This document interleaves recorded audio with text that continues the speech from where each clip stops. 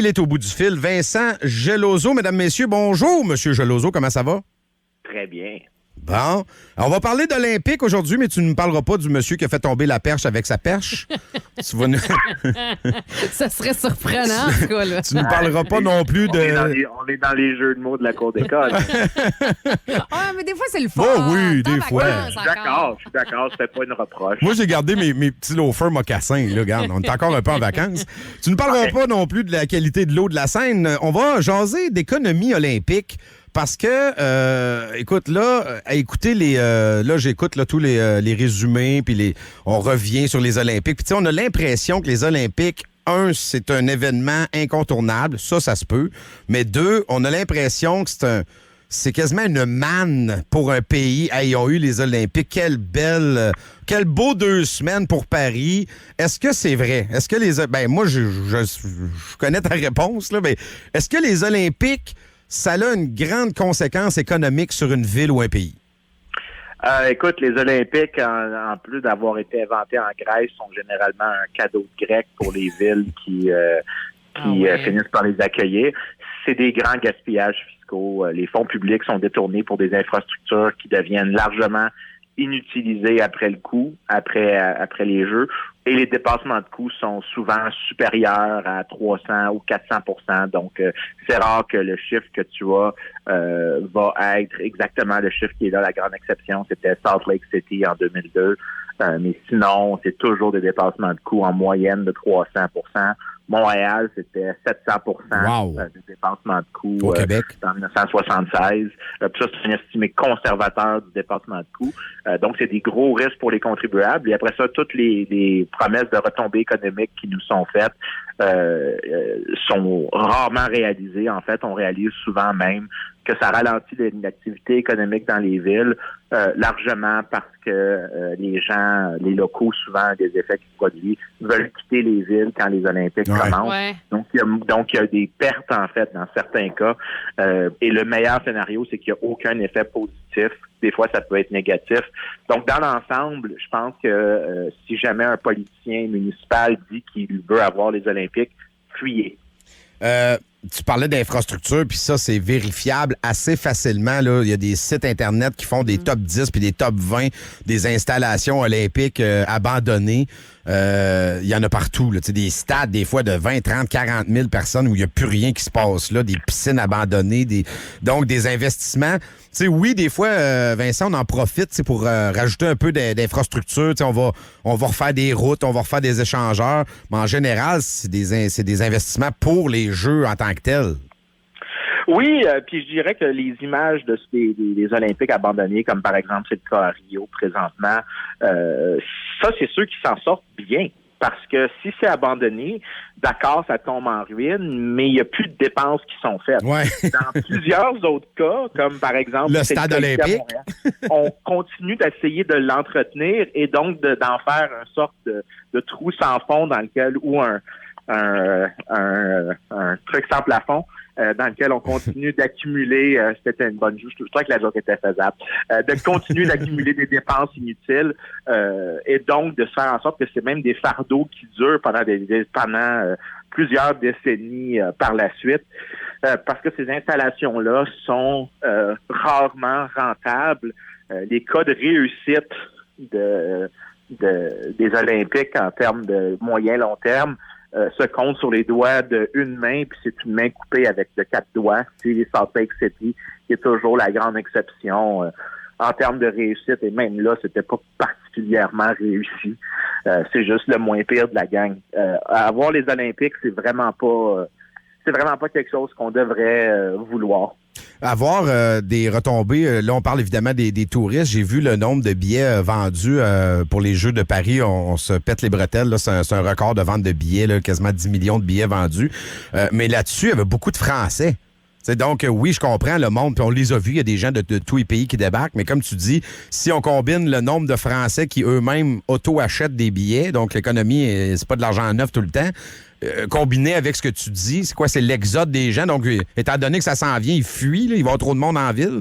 Est-ce qu'on les calcule, ça? Est-ce qu'on a pour chaque Olympique une espèce... Ça, moi, les retombées économiques, tout le temps, ça reste tout le temps un peu vague. Est-ce que c'est si fiable que ça, les chiffres qu'on nous donne?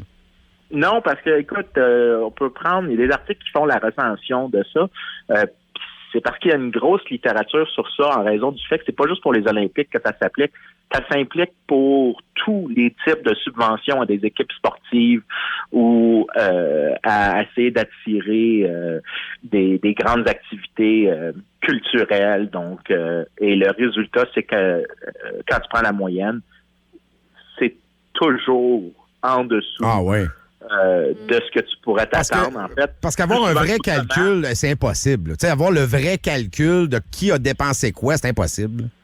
Écoute, en moyenne, la plupart des sommes, si tu prenais toutes les sommes que tu dépenses pour obtenir les Olympiques et que tu décidais chaque année de mettre ça dans un coffre-fort et de prendre 1% de ça chaque année puis d'en brûler 1%, ton rendement serait supérieur à celui d'avoir dépensé pour les Olympiques. Si tu prends l'estimé moyen dans la littérature, prendre 1% de ta richesse chaque année, c'est supérieur à la performance des bénéfices économiques des Olympiques. En fait, parce que au final, le fardeau fiscal doit augmenter pour les contribuables. Il y a peut-être un effet positif à court terme, mais à long terme, il y a une dette additionnelle, il y a des intérêts additionnels à payer sur une dette. Souvent, ça tu en présumant que les installations sont utiles, mais quand on prend la moyenne de toutes les estimées, le rendement est en fait, ça aurait été mieux qu'on fasse rien, littéralement rien avec l'argent. Puis peut-être mieux même d'en brûler un petit peu chaque année, ce qui est absolument déprimant à dire comme. Fait que même avec une perte d'1%, c'est plus rentable. Exactement. C'est bon. Hey, comment se fait-il là, qu'avec les années, tu sais, on construit, là, je voyais qu'il y avait une tour qui avait été construite là, pour les Jeux du côté de Tahiti, là, pour les Jeux olympiques de Paris.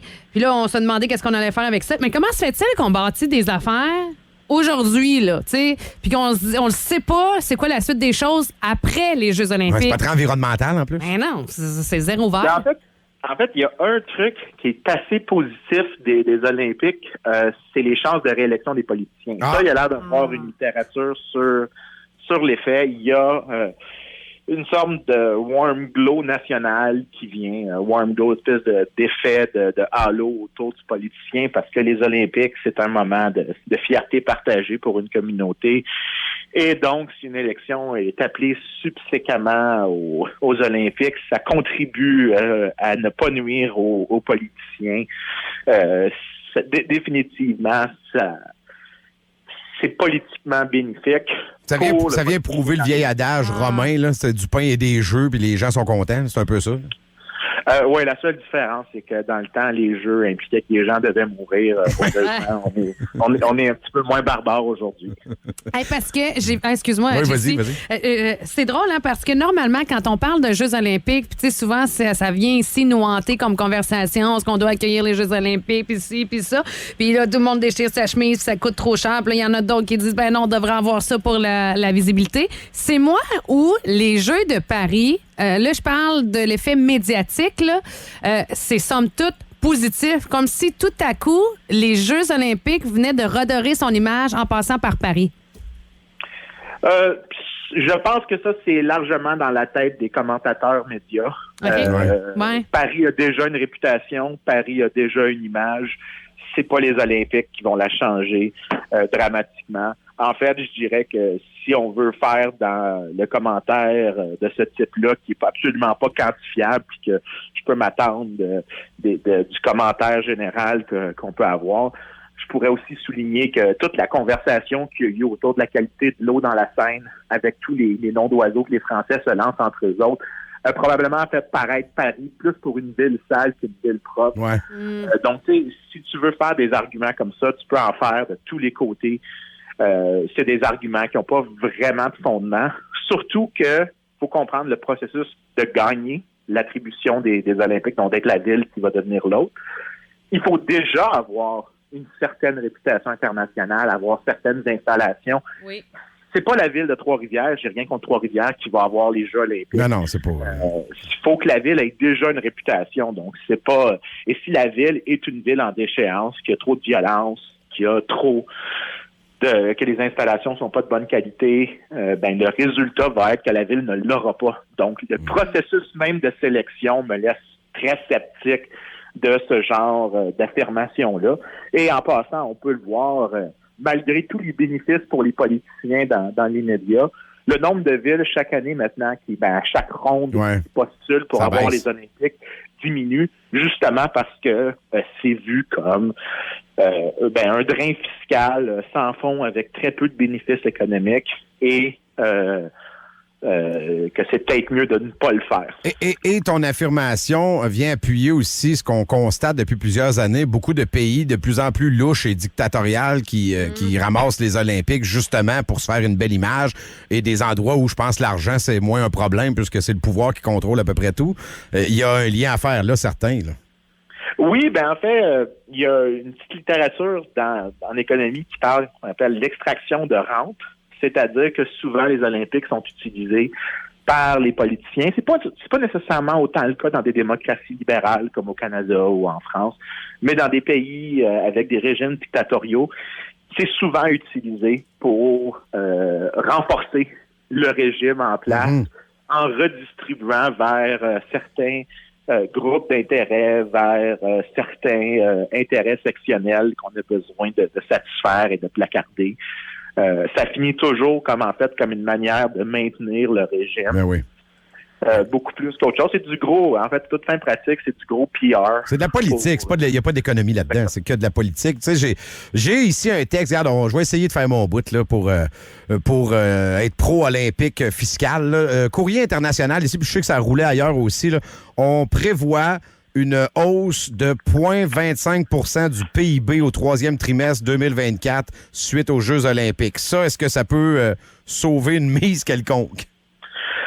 J'aimerais ça voir le chiffre en question. Est-ce que c'était que le PIB lui-même augmente de 0,25 ou c'est 25 Non, on dit l'impact. Regarde, je vais te lire la phrase complète. L'impact des Jeux olympiques devrait se traduire par une hausse de 0,25 du PIB au troisième trimestre 2024 selon la Banque de France. Donc, c'est 0,25 de plus que ce qu'il y aurait eu autrement. Ouais.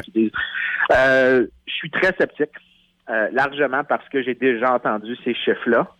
Et il y a une farce qui est faite, la farce est tellement rendue bien répandue que vous pouvez la trouver dans des articles scientifiques. La règle, c'est que vous prenez n'importe quel chiffre que vous entendez sur les bénéfices des Olympiques, puis vous déplacez la virgule un petit peu à gauche. Okay. C'est-à-dire que si le bénéfice, on dit que c'est 0,25 de plus, ça veut dire que tu déplaces un petit peu plus vers la gauche. Tu ajoutes un zéro dans ce cas-ci. Ça veut dire que c'est probablement 0,025. Ouais, ça perd beaucoup d'impact. Tu coupes par 10 à peu près. Donc, c'est ça. C'est souvent ça qui se produit. Les projections sont toujours trop larges. Et même là, 0,25 de plus sur un seul trimestre, ça veut pas dire que ça va être maintenu, que c'est de manière permanente. Et ça veut pas dire que ça vaut le coût. En fait, je suis sûr que si on regarde les dépenses qui ont été faites sur l'entièreté de la période, puis qu'on s'imaginait que les Français avaient pu prendre ces sommes-là, les mettre de côté pour que ça devienne des investissements dans des entreprises, qu'ils n'auraient pas été better off, comme on dit en anglais, que s'ils l'avaient mis dans les Olympiques. Mettez tout ça en compte. Je suis très sceptique de cette estimée de 0,25 largement parce que on a déjà joué dans ce film-là, on a déjà vu et on le sait que c'est de la frime. Ouais, et on ne sait pas si c'est que les Olympiques non plus. Il y a un paquet de facteurs là, qui influent l'économie, on le sait. Là. Je présume pour être de bonne foi que s'ils disent que c'est grâce aux Olympiques qu'ils ont dû faire une sorte d'estimation causale où ils ont créé un contrefactuel où les Olympiques ne sont pas là. Donc, je leur donne le plus de bonne foi possible. Donc, ils ont essayé de tout tenir en compte. Mais je suis très sceptique de la validité de ce chiffre-là en termes de est-ce que vraiment c'est la proportion? On avait entendu la même chose. Je vivais, en fait, pour faire une anecdote, je vivais à Londres pendant les Olympiques de 2012. Et les chiffres dans les médias, c'était la même chose. Maintenant, presque plus d'une décennie après les faits, je peux dire qu'on a regardé les choses et que les effets, le chiffre moyen est 0. Fait qu'on on va conclure. On va se dire qu'au Québec, les Olympiques, on n'a pas les moyens. Écoutez, si jamais la mairesse de Montréal ou le maire de Québec disent qu'ils veulent les Olympiques, fuyez. Non seulement juste pour... C'est pas juste qu'ils disent qu'ils veulent les Olympiques en passant, il faut pas oublier qu'il y a des frais à payer pour même pouvoir appliquer. Oui. Donc, des millions. Il y a des dépenses de préparation qui doivent être faites. Si un maire dit ça, comme je dis, fuyez, c'est un signe. En fait, c'est probablement le meilleur signe possible de l'indiscipline fiscale d'un gouvernement que de dire oui, nous voulons les Olympiques. C'est le pire signe possible de discipline fiscale. C'est quelqu'un qui n'est pas capable d'utiliser une calculatrice. Exactement. Ouais. Merci beaucoup, Vincent. Toujours Merci. un plaisir. On s'en reprend la semaine prochaine. Cheers! Salut, bye! Yes, cheers.